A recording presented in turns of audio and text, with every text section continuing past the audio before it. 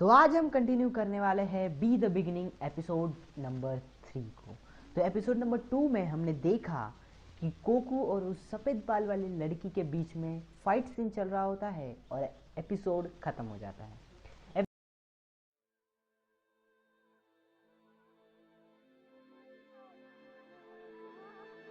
この世界は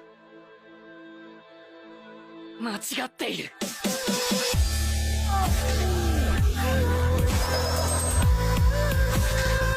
episode number 3 की starting में ही वो लड़की कोकू से कुछ ऐसी बातें कहती है जो हमारे दिमाग से ऊपर चली जाती है और वो लड़की स्केटबोर्ड लेके वहाँ से भाग जाती है।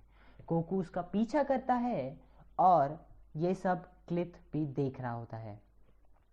यहाँ बिल्डिंग में सारे लोग घबराए हुए होते हैं और क्रिमिनल कहता है कि मैं तुम लोगों जैसा डरपोक नहीं हूँ, बल्कि मैं अपनी मौत को स्वीकार करता हूँ हंसी खुशी।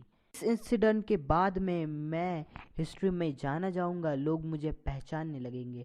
यहाँ पे कायला उनके हैकर को हरा के पूरी बिल्डिंग का एक्सेस अपने डिवाइस में ले लेती है और उसके बाद कायला एरिक को कॉल करती है और बताती है कि मैंने एक्सेस ले लिया है इस बिल्डिंग का, और वो लगे हाथ डोर को भी ओपन कर देती है। उसके बाद एरिक कुछ आदमियों को बिल्डिंग के अंदर उस गैस ढूंढने को भेज देता है और उतने में ही गैस लीक हो जाती है। अब आधे लोग बिल्डिंग में फंसे हुए होते हैं जो कि उस गैस सूंघने की वजह से बेहोश हो जाते हैं। उतने में एक लड़की आती है और उस नौटंकीबाज लड़के को वहाँ से लेके जाती है जो कि ना मरने की धमकी दे रहा था। यहाँ पे सफ़ेद बाल वाली लड़की कोकू को कहीं लेके जा रही होती है और बीच में ही वो कोकू के ऊपर एक बॉम्ब डाल देती है, लेकिन कोकू उस अटैक से बच जाता है। उतने में ही कैनी को एरिक का कॉल आता है और वो उसे बिल्डिंग की तरफ बुलाता है, लेकिन कैनी मना कर देता है। उसके बाद एरिक कैनी को बताता है कि यहाँ पे वो पॉइजन गैस छोड़ दी गई है और कैनी कहता है कि जब अगर पॉइजन गैस छोड़ दी गई है मतलब वो पॉइजन गैस नकली है। जब एरिक उससे सबूत मांगता है तो उन्होंने गैस रिलीज़ की, इसका मतलब कि वो लोगों में डर फैला सके और अपना प्लान एग्जीक्यूट करने के लिए थोड़ा टाइम ले सके।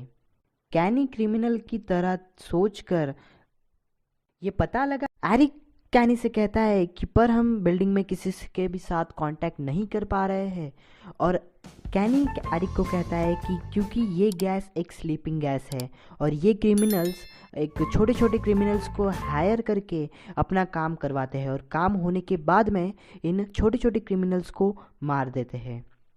हम सारे रात सरफेस पे नहीं ढूंढ सकते, कुछ आंसर्स बिहाइंड द सीन भी होते हैं। अगले ही सीन में हमें हमारे विलन को दिखाते हैं जिसका नाम होता है मिनात्सुकी, और एक लड़की उससे कहती है कि क्या हमें ब्लैक विंग किंग को हमारे साथ लेके आना चाहिए। तो वो कहता है हाँ। वो लड़की कहती है क्या ज़िंदा लाना है, तो वो कहता है हाँ, और उतने में ही वो बंदा आ जाता है और तभी मिनात्सुकी उससे कहता है कि तुम अपने एटीट्यूड के चलते मेरी बात नहीं मानते, क्योंकि वो बंदा लेट हो चुका होता है। वो बंदा उस हैकर को मार रहा होता है, इसलिए वो लेट हो जाता है। यहाँ मिनात्सुकी उस बंदे को एक गोल्डन कलर का लिक्विड दे देता है और वो लड़का पी के अपने काम में लग जाता है। यहाँ पे जो सफ़ेद बाल वाली लड़की होती है वो कोकू को एक लेक के पास लेके आ जाती है और वो लड़की कोकू से कहती है वेलकम टू डिवाइन डीज, जो अक्टूबर के महीने में लेलैंड गेटवे बन जाता है, वो गॉड के किंगडम को जोड़ता है। क्या तुम्हें ये जगह पसंद नहीं? इतनी काउंटरलेस लाइट्स जो इतनी अंधेरे में तुम्हारे रास्ता भटकने नहीं देती।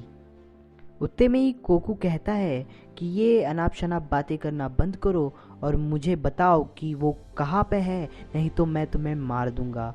उतने में ही वो लड़की कहती है कि तुम मैं पढ़ना कितना आसान है, वो तुम्हारी लाइट है क्या? मैं तुम्हें जो समझाना चाहती हूँ वो समझ लो। वो लड़की कोकू से कहती है कि यहाँ सिर्फ हम दोनों हैं और बाकी सारे स्पिरिट्स हैं मरे हुए लोगों की, लेकिन उनमें भी मैं ही हूँ। याद करो जब हम दोनों साथ थे और मैं सिर्फ तुम्हारे लिए ही जीती थी। और कोकू को भी थोड़ा थोड़ा याद आने लगता है। और उसी time cuckoo black wing king में बदल जाता है और अपना ब्लेड निकाल के उस लड़की का ब्लेड तोड़ देता है। तभी वो लड़की कहती है कि मुझे पता चल गया, तुम ही हो जिसने अपनी यादें को लॉक किया है, लेकिन मेरे होते हुए मैं ऐसा होने नहीं दूंगी। तुम मुझे भुलाना चाहते हो पर मैं ऐसा होने नहीं दूंगी।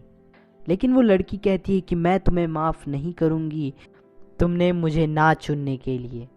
अगले सीन में हमें कैनी को दिखाते हैं जो कि इन दोनों का पीछा कर रहा होता है, लेकिन वो गुम हो जाता है। बोरिस कैनी से पूछता है कि तुम किसका पीछा कर रहे हो, लेकिन कैनी कहता है कि मुझे बराबर तो नहीं पता, पर मैं किसी का तो पीछा कर रहा हूँ।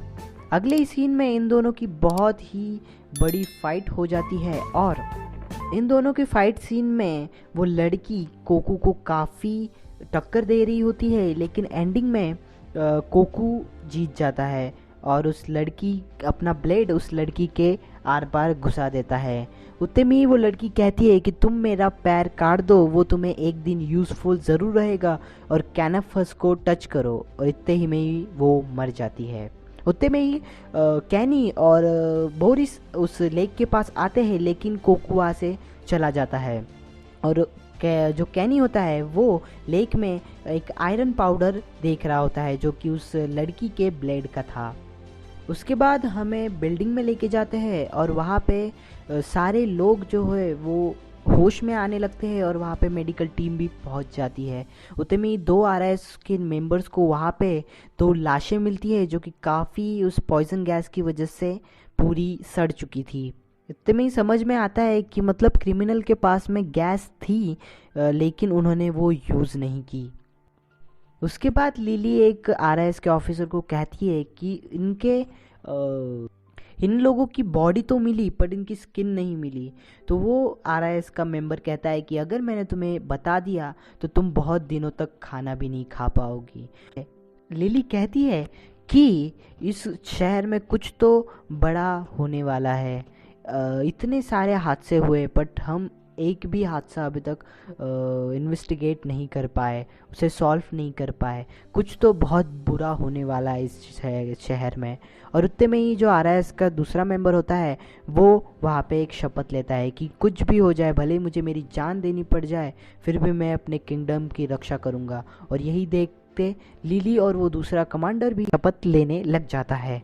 और इसी के साथ हमारा एपिसोड नंबर 3 भी ख़त्म हो जाता है।